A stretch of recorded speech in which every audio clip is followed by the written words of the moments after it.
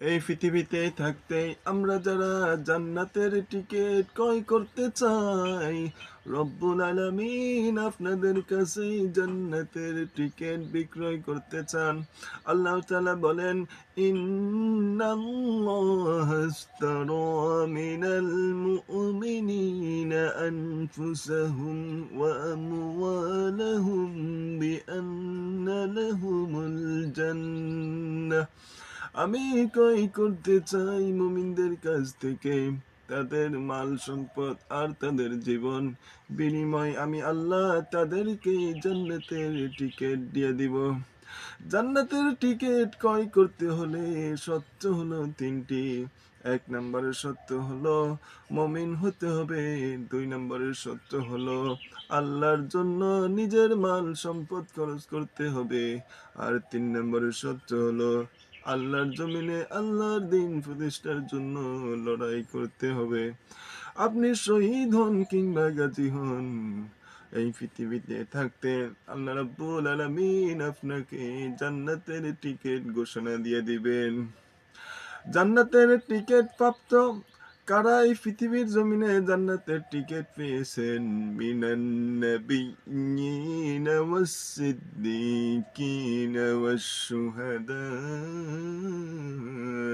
ওয়াস সালিহিন। জান্নাতের টিকিট পেয়েছেন নবীরা, সিদ্দিকরা, আর যারা আল্লাহর জমিনে আল্লাহর দিন প্রতিষ্ঠার জন্য জীবন দিয়েছেন, শহীদ হয়েছেন।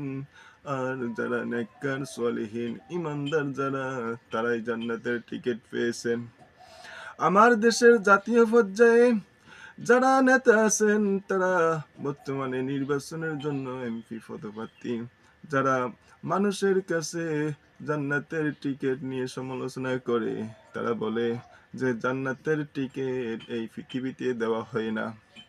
আমি ওইসব নেতাদেরকে বলতে চাই, যারা মানুষদেরকে এমন কথা বলে দেশের মধ্যে তারা অরাজকতা সৃষ্টি করতে চায়, তারা বিভিন্ন সময় সমাবেশে ফতুয়া দিয়ে বেড়ায়, অথচ তাদের চেহারার দিকে তাকালে রাসূলুল্লাহর আদর্শ তাদের মধ্যে নাই, সিরাতেও নাই, সুরাতেও নাই, তারা এই ফতুয়া দিয়ে বেড়ায়। আল্লাহ রাব্বুল আলামিন বলেন, ইমানদার যারা, মুমিন কারা? আল্লাহ রাব্বুল আলামিন এদের পরিচয় কোরআনুল কারীমে বলে দিলেন, ওয়া মিনান নাসি মান ইয়াকুলু আমান্না বিল্লাহি ওয়া বিল ইয়াউমিল আখির ওয়া মা হুম বিমুমিনিন। আর মানুষের মধ্যে এমন কিছু লোক রয়েছে যারা বলে আমরা আল্লাহ ও পরকালের প্রতি ঈমান এনেছি। আল্লাহ রাব্বুল আলামিন বলেন, না না না, এরা এখনো ঈমানদার হতে পারে নাই। তারা আল্লাহর কোরআনের আয়াতগুলা নিয়ে চিন্তা ভাবনা করে না, আল্লাহর কোরআন পড়ে না। এই জন্য তারা কোরআন সম্পর্কে না জানার কারণে তারা এইসব বিষয় নিয়ে ফতুয়া দিয়ে বেড়ায় আর মানুষের কাছে বিভ্রান্তি ছড়ায়। মানুষ যাতে করে ন্যায় এবং ইনসাফের পক্ষে নিজের ভোট যেন না দিতে পারে, তারা একটা ষড়যন্ত্রের জাল বিছিয়ে দেয়। আল্লাহ রাব্বুল আলামিন বলেন, যারা নাকি ইমানদার তারা ন্যায় এবং ইনসাফের পক্ষে সাক্ষী হয়ে যাবে। ইয়া আইয়ুহাল্লাযীনা আমানু কুনু কাওয়ামিনা বিল কিসতি শুহাদাআ লিল্লাহ। যারা ভোট দিবেন, আমি আপনাদেরকে বলতেছি, আল্লাহ রাব্বুল আলামিন বলেন, যারা ভোট দেন অবশ্যই অবশ্যই তোমরা ন্যায় এবং ইনসাফের পক্ষে তোমরা সাক্ষী হয়ে যাও।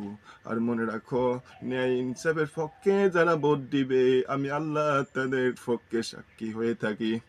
যারা ইনসাফের পক্ষে এই পৃথিবীতে কাজ করে, যারা ভোট দেয়, আল্লাহ রাব্বুল আলামিন তাদেরকেই জান্নাত দিয়ে দিবেন।